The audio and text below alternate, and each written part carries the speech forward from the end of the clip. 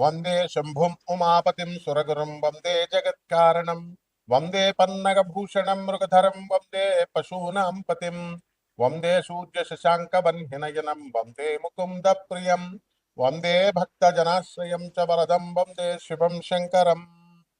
ఓం శ్రీ దుర్గామల్లీశ్వరాభ్యాం నమః. అర్జునం వందే జగదేక వీరం.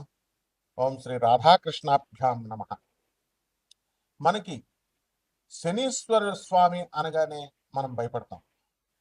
చాలా మందికి శని అర్ధాష్టమ, అష్టమ, ఏలినాటి శని సమయాలలో మాత్రమే మిమ్మల్ని ఇబ్బంది పెడతాడేమో, మిగతా సమయాల్లో ఇబ్బంది పెట్టడేమో అనుకుంటారు. కాదు, అసలు అర్ధాష్టమం, అష్టమం, ఏలినాటి శనిలో ఇబ్బంది పెట్టడాలు కాదు, అవి ట్రైనింగ్ ఇస్తున్నాడు మీకు. ఇప్పుడు మా బంధువులు వచ్చారండి అని కోళ్ళను కోసేసి, మేకలను కోసేసి, గారెలు వేసేసి భోజనాలు పెడతారు. ఒక జీవిని చంపేస్తున్నాం అనేటటువంటి ఆలోచన మనం మానేస్తాం. వచ్చినటువంటి చుట్టాలకి మనకు పాపం వస్తుంది, మనం ఈ కోళ్ళని మేకలను కోయడం వల్ల అనేటటువంటి స్పృహ లేకుండా తెగిచ్చేసి బంధువులందరికీ కూడా వాళ్ళని సంతోష పెట్టడం కోసం మీరు కోళ్ళని మేకలు విందు భోజనాలు మంచి మందు కిందు పెడతారు. కానీ మీకు ఏలినాటి శని ప్రభావం వలన, అర్ధాష్టమ శని ప్రభావం వలన, లేకపోతే అష్టమ శని ప్రభావం వలన పెరాలసిస్ వచ్చినా, లేకపోతే పోలీస్ స్టేషన్లో పడినా, కోర్టు కేసుల్లో వచ్చినా ఈ బంధువులు రారు అని చెప్పడమే ఈ ఏలినాటి శని సమయాల్లో ఈ శనీశ్వరుడు మీకు నేర్పించే గుణపాఠం. మీ స్నేహితులతో మీరందరూ కూడా కాలేజీలకు డొమ్మాలు కొట్టి పిల్లల సినిమాలకి, అలాగే చదువుకోండిరా బాబు అని పంపిస్తే గర్ల్ ఫ్రెండ్స్తో తిరగడాలు, ఎక్కడ పడితే అక్కడికి గుళ్ళు గోపురాలు ఈ మధ్యన కొత్త బ్యాచ్లు తయారైనవి, ఇట్లా రకరకాలుగా వెళ్ళేటటువంటి వీళ్ళందరికీ కూడా ఈ స్నేహితులు నీకు అక్కరకు రాదు అని చెప్పడమే శనీశ్వరుడి యొక్క డ్యూటీ ఈ సమయాల్లో. మరి మిగతా టైముల్లో ఏమండి, మాకు అర్ధాష్టమం లేదు, అష్టమం లేదు, ఏలినాటి శని లేదు, మిగతా టైముల్లో శని ఇబ్బంది పెట్టడా అంటే ప్రతిసారి ఇబ్బంది పెడతాడు. అలాగే ఆ ఇబ్బందిలో ఒక క్రమశిక్షణ నేర్పిస్తాడు. మీరు ఎందుకంటే శనీశ్వరుని అంటారు? మీరు అసలు మీరు చేసుకున్న కర్మకి ఫలితం ఇస్తాడంతే. అంటే మీరు పూర్వజన్మల్లో జన్మ పరంపరలో 84 లక్షల జన్మలు ఎత్తొచ్చారు. ఆ జన్మల్లో పాపాలు చేశారు, ఇస్తున్నాడు కష్టాలు.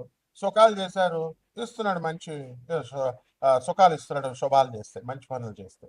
అది అంతేగాని శనీశ్వరుడిని ముట్టుకోకూడదు. శనీశ్వరుడికి అభిషేకం చేసినప్పుడు అస్సలు ముట్టుకోవద్దు. నెక్స్ట్ ప్రదక్షిణాలు చేసేటప్పుడు నవగ్రహాలను ముట్టుకోవద్దు.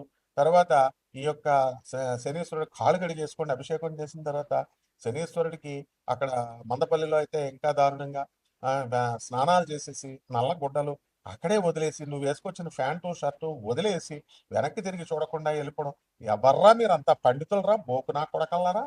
ఇదిరా మీరు శనీశ్వరుడి గురించి చెప్పేది? ప్రజలకు ఎలాగూ బుద్ధి లేదు, పామరులకి చెప్పేటటువంటి మీకన్నా ఉండాలి కదా బుద్ధి. అంటే మిమ్మల్ని గౌరవించాలా? మిమ్మల్ని నేను ఇలా పనులు చేసి శనీశ్వరుడిని అవమానిస్తున్నారు. శనీశ్వరుడు ఏమన్నా అంటరాని వాడు అనుకుంటున్నారా మీరు?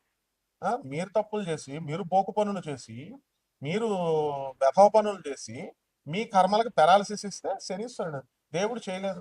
ఏంట్రా దేవాలయాలకు వెళ్ళిపోతే అయిపోద్దా? ఎవడు వెళ్ళమన్నాడు అసలు దేవాలయాలకు మిమ్మల్ని? దేవాలయాలు ఎందుకు పెట్టారు? మత ఐక్యత కోసం, కుల ఐక్యత కోసం. ఓ పంతులు గారు బతుకుతాడు, బయట ఉన్న చెప్పులు స్టాండ్ వాళ్ళు బతుకుతారు, పూల షాపులు బతుకుతారు. ఇందుకే పెట్టారు మీకు.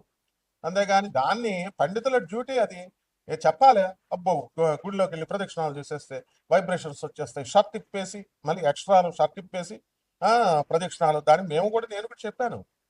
కానీ ఏంటి, ఎలక్ట్రోమాగ్నెటిక్ వేవ్స్ వచ్చేస్తాయి, బాడీ పర్సీవ్ చేసుకుంటుంది, బాడీ తీసుకుంటుంది, నెగిటివ్ పోతుంది, పాజిటివ్ వచ్చేస్తుంది. చెప్తా, అది డ్యూటీ అది. అలాగే పంతులు డ్యూటీ పంతులు చేస్తాడు. పంతులు బతుకుతాడు, ఇక అమ్ముకునేటటువంటి వాళ్ళు బతుకుతారని పెడతారు దేవాలయం. అక్కడికి వెళితే మీ డ్యూటీ మీరు చేయకుండా వాడు ఏంటంటే స్పెషల్గా ఉండాలి, యునిక్గా ఉండాలని శనీశ్వరుని ముట్టుకోకు, శనీశ్వరుని అక్కడే బట్టలు వదిలేసి బట్టరా మీరు. మీకు వస్తుందిరా పక్షపాతం ఇలా చెప్తే. So be careful why preaching all this nonsense. ఏంట్రా శాస్త్రాలు ఎక్కడనే? స్టోపెడ్ ఫెలోస్. సో ఈ విధంగా చేస్తే ఇటువంటి చెప్పిన వీళ్ళకే కాకుండా పాటించినటువంటి వాళ్ళకు కూడా మిమ్మల్ని తప్పకుండా పీడిస్తాడు. రౌరవాది నరకాలకు విసిరేయడం కాదు, అసలు ఎక్కడుండగానే చూపిస్తాడు. శనీశ్వరుడు శివుణ్ణి లెక్క చేయడు, విష్ణువుని లెక్క చేయడు, బ్రహ్మను లెక్క చేయలేదు, అండ్ ఈ ఎదిరించి పడేశాడు. And it is an autonomous planet. ముందే చెప్పాను నేను, ఇండిపెండెంట్ సంస్థ. ఎలాగైతే ఒక ఏఐసిటిఈ, ఒక యూజిసి, ఒక అటానమస్ బాడీస్ ఉన్నాయో, ఇండిపెండెంట్ చార్జెస్ ఉన్నటువంటి బాడీస్ అది. సో ఎప్పటికీ ఆయన ఆన్సరబుల్ కాదు శనీశ్వరుడు. బ్రహ్మకి మిగతా గ్రహాలు నోరు మూసుకొని వెళ్ళి రిపోర్టింగ్ ఇవ్వాలి, బ్రహ్మ విష్ణు మహేశ్వరులకు ఇవ్వాలి. శనీశ్వరుడికి there is no necessity. Even నవగ్రహాల నాయకుడైనటువంటి రవి కూడా వెళ్ళి రిపోర్టింగ్ ఇవ్వాలా. అండ్ శనీశ్వరుడు అంటే reformative planet, and he will reform the society, he will amendment planet అది. బ్రహ్మ విష్ణు మహేశ్వరులు కూడా వాళ్ళు పాత లాస్ రాసి ఇది అని అన్నప్పుడు నీకు దాన్ని అమెండ్ చేస్తాడు ఆయన. బలి చక్రవర్తి ప్రైడ్ దానాలు చేశాడు, ప్రైడ్ అహంకారం వచ్చింది. అదే అప్పుడు ఏం చేశాడు, విష్ణుమూర్తిలో దూరి ప్రైడ్ అనేటటువంటి దాని వల్ల గొప్ప నేను దానం చేస్తున్నాను, చాలా మంది దానం చేస్తారు, మంచిది, అంతవరకు బాగుంది. మీ పిల్లలకు చెప్పాల్సిన అవసరం ఏంటా, ఇంటికెళ్ళి మీ ఫ్రెండ్స్ గొప్ప చెప్పాల్సిన అవసరం ఏంటి అసలు? మీరు ఈ కుడి చేత్తో చేసిన దానం ఎడం చేత్తకి తెలియకూడదు, దానికి గుప్త దానం అంటారు. గుప్త దానం అంటే పేదోడికి అన్నం పెట్టారు. తిరుపతిలో హుండీలో మాత్రం అది కిరీటం వేసాడు, లేకపోతే కట్టలు వేసాడు అంటాడు. దేవస్థానం ఏం చేస్తుంది, చెప్పుద్ది రా మళ్ళీ ఇంకొకటి వస్తాడని ప్రచారం చేసుకుంటారు. This is not the way. ఏం పేద ప్రజలు కనపట్లేదా నీకు? వికలాంగులు కనపట్లేదా? అనాథలు కనపట్లేదా? తర్వాత సాధు సత్పురుషులు కనపట్లేదా? సాధువులు వాళ్ళకి 10 రూపాయలు అయ్యో కానీ దేవాలయాల్లో వేస్తాం. ఇది దీనికి ప్రవచనకారులు చెప్తా ఉంటారు. ఏంటి, వెళ్ళిపోండి దేవాలయాలకు, వెళ్ళిపోండి కర్మలు పోద్ది. వీళ్ళ కర్మలే పోవు, వీళ్ళ పిల్లలే సగం మంది వదిలిపడేశారు. వీళ్ళ కుటుంబాలనే వికలాంగులు, వాళ్ళు వీళ్ళు మధ్యస్థిమితం లేనటువంటి వాళ్ళు వీళ్ళందరూ ఉన్నారు. అంటే చెప్తే శనీశ్వరుడు మరి ఊరుకుంటాడా? ఇస్తాడు. కాబట్టి ఒళ్ళు దగ్గరట్టుకొని చెప్పాలి ఎవడు చెప్పినా సరే. సో మీరు నాన్ సెన్స్ అంతా చెప్తూ ప్రజల సొసైటీని మీరు నాశనం చేస్తుంటే అటువంటి విధవాళ్ళందరినీ కూడా రిఫర్మేషన్ చేసుకొస్తూ ఉంటాడు. రిఫర్మేటివ్ ప్లానెట్ అంటారు దీన్ని. కాబట్టి శనీశ్వరుడు ఎవరికి భయపట్టు. అండ్ కొన్ని సంవత్సరాల పాటు విష్ణువుతో యుద్ధం చేస్తే ఏం చేస్తాడండి విష్ణువు? ఆల్టర్నేటివ్ గా ఆఖరికి ఆయన కాలు విరగకూడదు. శివుడి అంశ అండి శనీశ్వరుడు అంటే. రిఫర్మేషన్ ఇచ్చారు ఆయనకి, దండం పట్టుకున్నాడు ఆయన.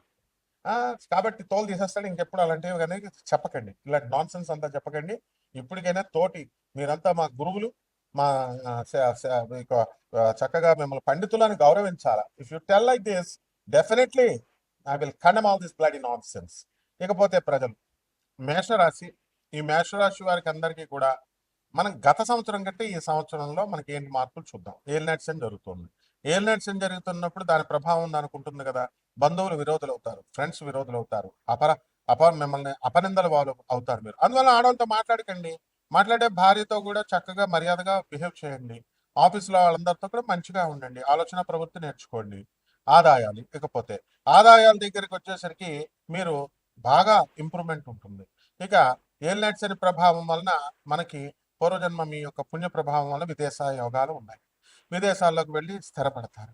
ఇక వివాహాల దగ్గరికి వచ్చేసరికి మనకి 2024 సంవత్సరము 26వ సంవత్సరం మే 14 తర్వాత గురుడు మంచి బలంగా తయారవుతున్నాడు. కాబట్టి మనకి పనులు ఆలస్యంగా అవుతున్నప్పటికీ కూడా, వివాహాలు ఆలస్యంగా అవుతున్నటువంటి వాళ్ళకి కూడా వివాహాలు కుదురు ఉంటాయి అన్నమాట.